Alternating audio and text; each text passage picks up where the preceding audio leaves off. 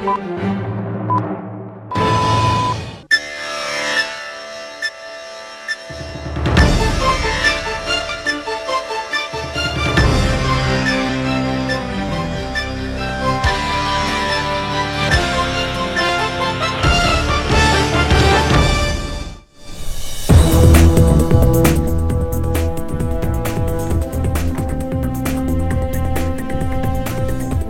আলাইকুম, স্বাগত channel I সংবাদে। সংবাদ স্টুডিও থেকে আপনাদের সাথে আছি আমি আনিকা জাহিন।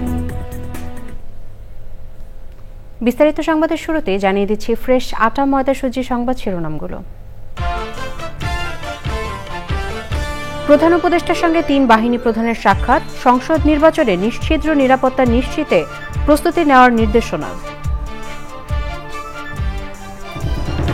একটি দল গণভোটের নামে নির্বাচন বাধাগ্রস্ত করতে চায় বলছে বিএনপি, জনগণকে বোকা বানিয়ে সংস্কারের চেষ্টার অভিযোগ। জুলাই সনদ দুটি দলের ভোটের দর কষাকষির অস্ত্রে পরিণত হয়েছে বলে এনসিপির মন্তব্য, প্রধান উপদেষ্টাকে আদেশ জারির আহ্বান। এবং ময়মনসিংহে একটি স্কুল অ্যান্ড কলেজে কর্মরত 70 জনের মধ্যে 50 জনের সনদই জাল, জালিয়াতির অভিযোগে অধ্যক্ষ গ্রেফতার।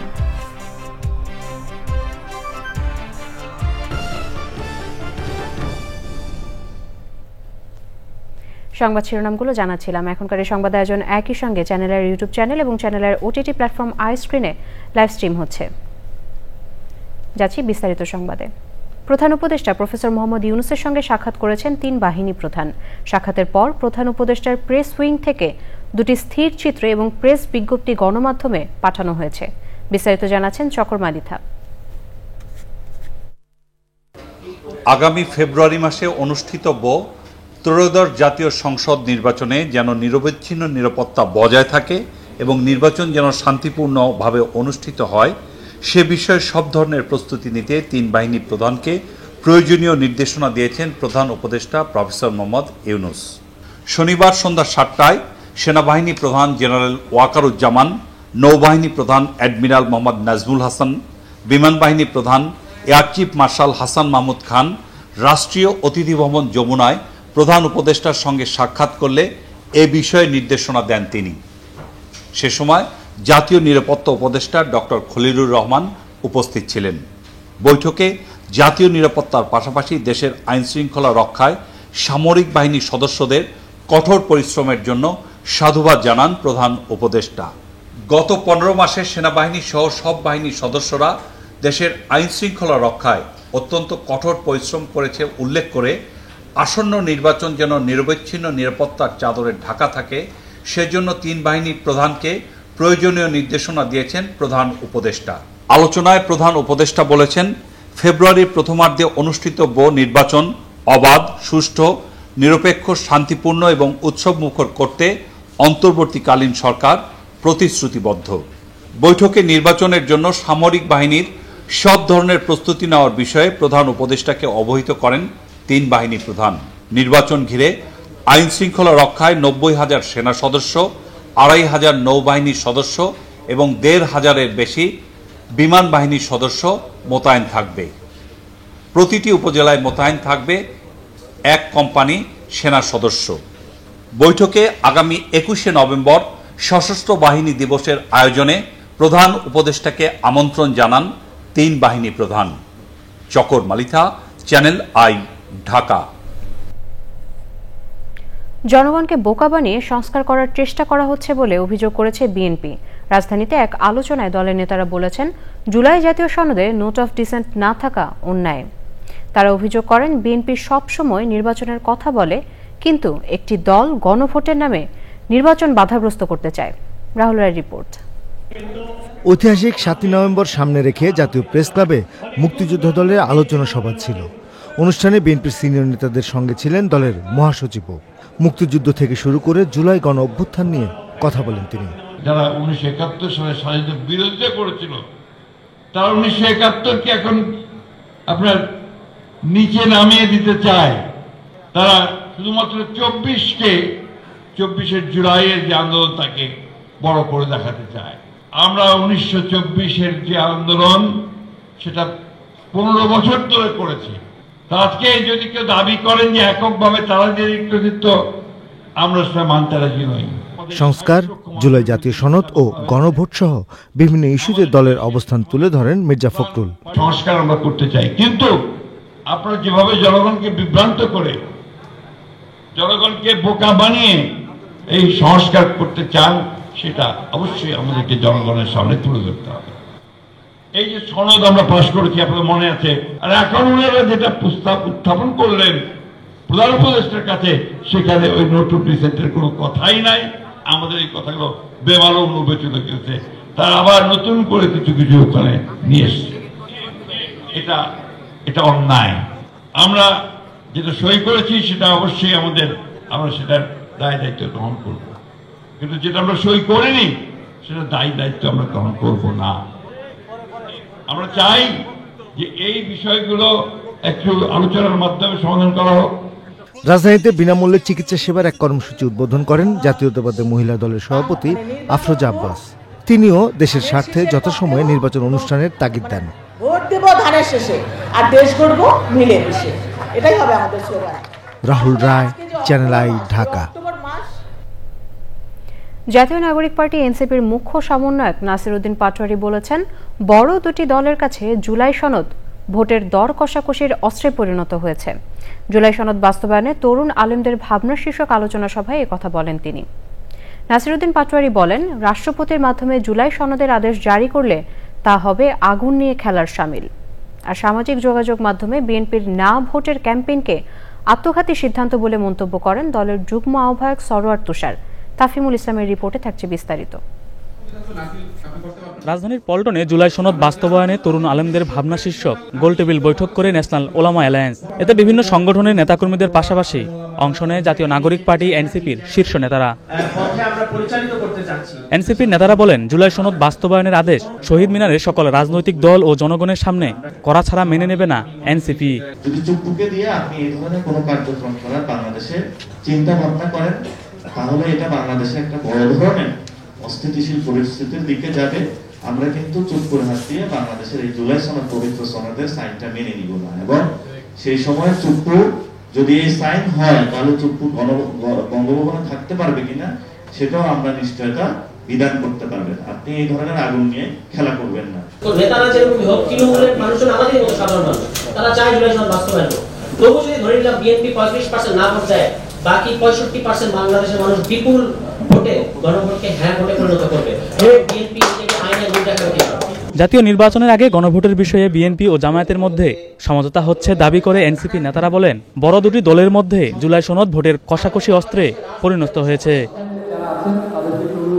বরগুনা জেলা এনসিপির কার্যক্রম গতিশীল করার লক্ষ্যে সভায় ছিলেন জাতীয় নাগরিক পার্টির দক্ষিণাঞ্চলের মুখ্য সংগঠক হাসনাত আব্দুল্লাহ। সভা শেষে সাংবাদিকদের কাছে নির্বাচন কমিশনের নিরপেক্ষতা নিয়ে প্রশ্ন তুলেন তিনি। এই নির্বাচন কমিশনে তো গঠন করা হয়েছে, বিএনপি বলেছে আমাদের পক্ষ থেকে একজন, জামাত বলেছে আমাদের পক্ষ থেকে একজন, আর্মি থেকে ওখানে একজনকে দেওয়া হয়েছে। তার মানে এটাকে ভাগাভাগি করে নিছে, মানে কেকের মতো বার্থডে কেক যেভাবে ভাগাভাগি করা হয়, নির্বাচন কমিশনকে ভাগাভাগি করে যার যার মতো করে এখানে স্টেক দিয়েছে। হাসনাত বলেন, সনদ বাস্তবায়নের বিষয়ে নিশ্চিত না হয়ে স্বাক্ষর করে বেকায়দায় পড়েছে BNP. Tafimul Islam, channel I, Dhaka. এবারে ভোটের হাওয়া।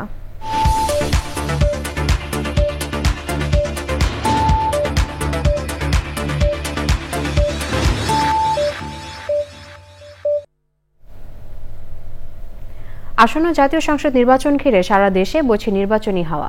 দীর্ঘদিন পর অবাধ সুষ্ঠু একটি নির্বাচনের প্রত্যাশায় সবখানে চলছে আলোচনা। দেশের নানান বয়সী নানান পেশার মানুষ কি ভাবছেন নির্বাচন নিয়ে, আজ জানবো কি চাইছেন ভোলার ভোটাররা। আমি এবার নতুন ভোটার হয়েছি, আমি খুব আনন্দিত। আমি চাচ্ছি এরকম একজন প্রার্থীকে ভোট দিতে যিনি ভোলার উন্নয়ন এবং ভোলার মানুষের উন্নয়নে কাজ করবে এবং সৎ ও নিষ্ঠাবান হবে। এমন প্রার্থীকে ভোট দিতে চাই যিনি আমাদের ভোলার শিক্ষা এবং স্বাস্থ্যের উন্নতি ঘটাবে, যিনি আমাদের যুব সমাজকে নিয়ে কাজ করবেন। আমাদের যুব সমাজ এখন অবক্ষয়ের পথে, একেবারেই শেষ প্রান্তে। সেই যুব সমাজকে রক্ষা করবেন। আমাদের শিক্ষা প্রতিষ্ঠানগুলো ধ্বংসের দ্বার প্রান্তে। আমাদের শিক্ষাটা ভোলা জেলার শিক্ষা অন্যান্য জেলার শিক্ষার চাইতে অনেকটা নিম্নমানের। শিক্ষার ক্ষেত্রে উনি অবদান রাখবেন। বহুত ভোলাতে আইসে, বহুত আপনার এমপি মন্ত্রী হয়েছে, কিন্তু আমরা কিন্তু উন্নয়ন দেখতে পাই না। এই যদি ভোলাতে যদি কোনো কল কারখানা করতো তো অনেক মানুষের কাজ করে খাইতো। যদি ভোট দিতে পারি, দেওয়ার মতো পরিস্থিতি হয়, তাহলে অবশ্যই আমাদের ভালো লাগবে। যে প্রার্থী দিয়ে আমাদের ভোলার উন্নয়ন হবে, যেমন ভোলাতে যেই সমস্ত মিল কারখানা ফ্যাক্টরি হবে, যার মাধ্যমে আমাদের কর্মস্থান বাড়বে, যে আমাদেরকে নিরাপত্তা দিতে পারবো, আমরা এরকম প্রার্থী আশা করি। একজন সৎ এবং যোগ্য প্রার্থী চাই, যিনি কিনা শুধু কথায় নয় কাজে বিশ্বাসী হবে এবং কাজ করে আমাদেরকে দেখাবে। আমরা চাই যে যিনি আমাদেরকে ভোলা এবং বরিশাল সেতু তৈরি করে দিবে। আমরা চাচ্ছি যে ভোলার জন্য একজন সৎ এবং যোগ্য প্রার্থী, যে আমাদের ভোলার কাজ করবে, ভোলা বরিশাল সেতুটা করে দিবে। আমাদের একটা মেডিকেল কলেজ প্রয়োজন, আমাদের মেডিকেল কলেজটা করবে। একটা ইউনিভার্সিটি প্রয়োজন, সেই ইউনিভার্সিটিটা আমাদের করে দিবে এবং ভোলার মানুষের জন্য সুষ্ঠুভাবে কাজ করবে।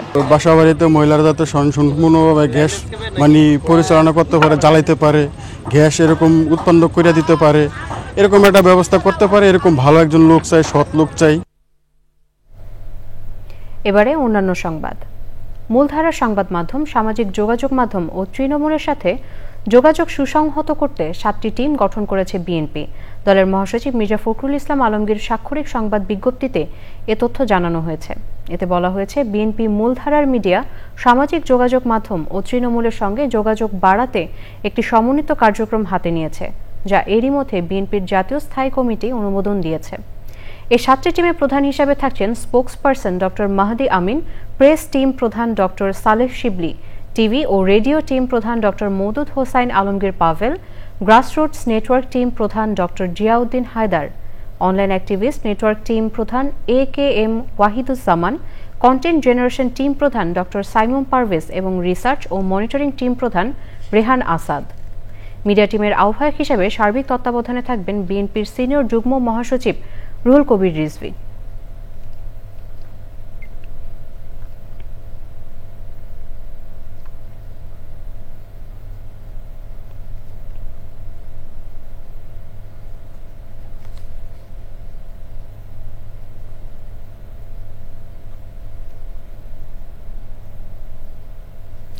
অবিশ্বাস্য হলেও সত্য, ময়মনসিংহের হালুয়াঘাটের বনপাড়া আদর্শ স্কুল অ্যান্ড কলেজে অধ্যক্ষসহ কর্মরত 70 জনের মধ্যে 50 জনের সনদি জাল।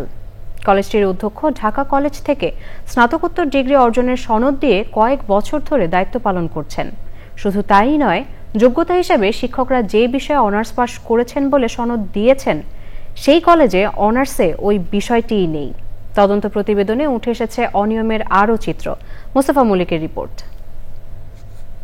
ময়মনসিংহের হালুয়াঘাটের বনপাড়া আদর্শ স্কুল অ্যান্ড কলেজ প্রতিষ্ঠিত হয় 1999 সালে। এই প্রতিষ্ঠানে শিক্ষক, কর্মকর্তা ও অফিস সহায়ক 90 জন। তাদের মধ্যে অধ্যক্ষসহ নিয়োগে ব্যাপক অনিয়ম পাওয়া গেছে 55 জনের। এর মধ্যে কলেজ শাখায় কর্মরত 70 জনের মধ্যে 50 জনেরই জাল সনদ।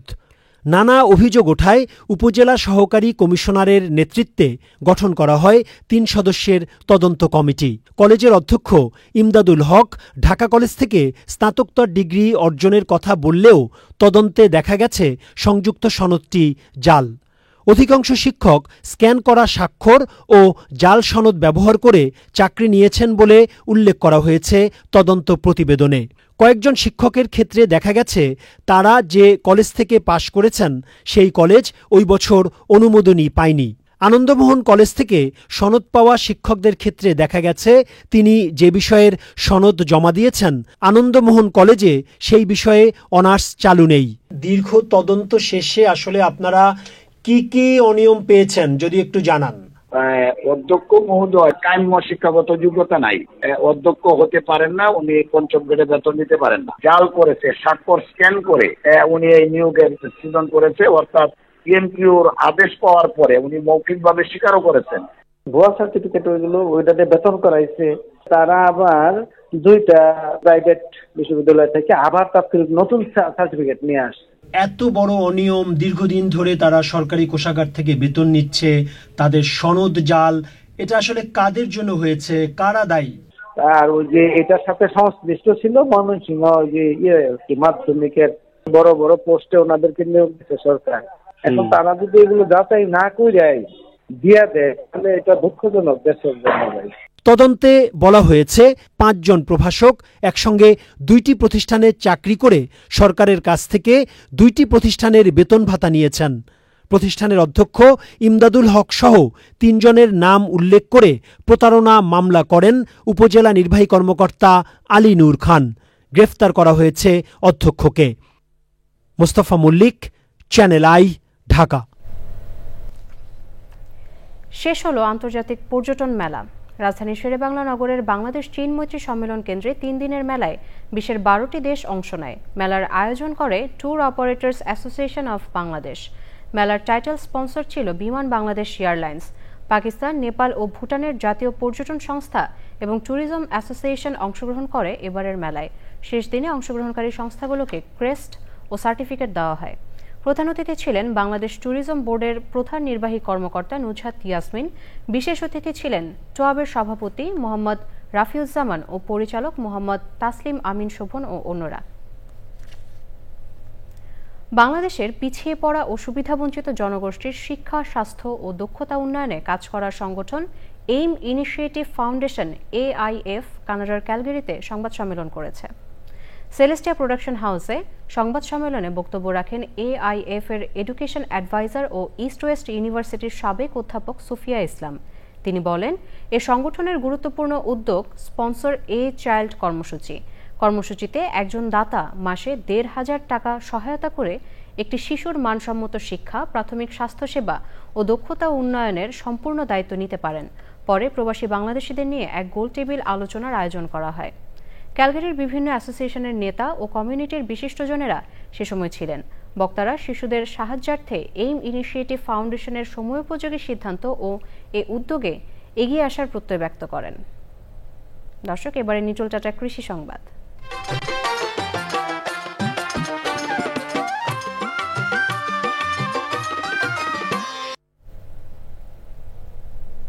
বিশ্বের অন্যতম সুপারফুড হিসেবে পরিচিত অ্যাভোকাডো এখন টাঙ্গাইলের সখীপুরে আবাদ হচ্ছে।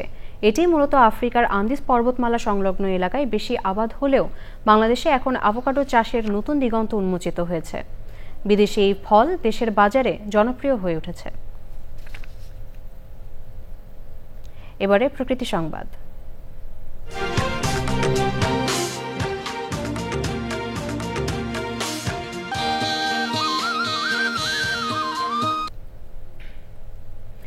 কুষ্টিয়া দৌলতপুরের প্রতিটি প্রান্তে এখন ছড়িয়ে পড়ছে সবুজের ছোঁয়া। আর এই পরিবর্তনের নেপথ্যে আছেন চিকিৎসক মুসা কবির।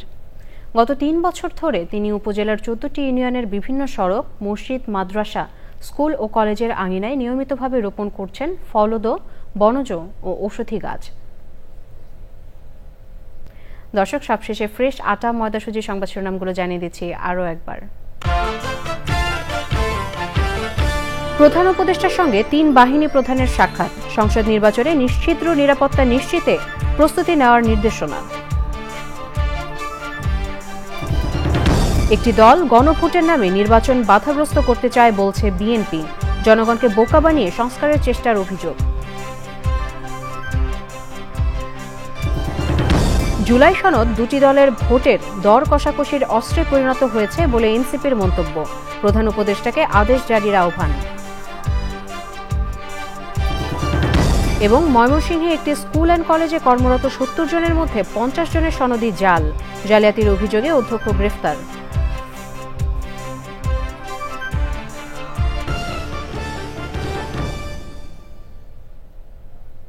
দর্শক, এই ছিল এখনকার মতো সংবাদ আয়োজন। আমাদের পরবর্তী সংবাদ দেখার আমন্ত্রণ রইল। তখন আমাদের সাথে থাকার জন্য সবাইকে অসংখ্য ধন্যবাদ।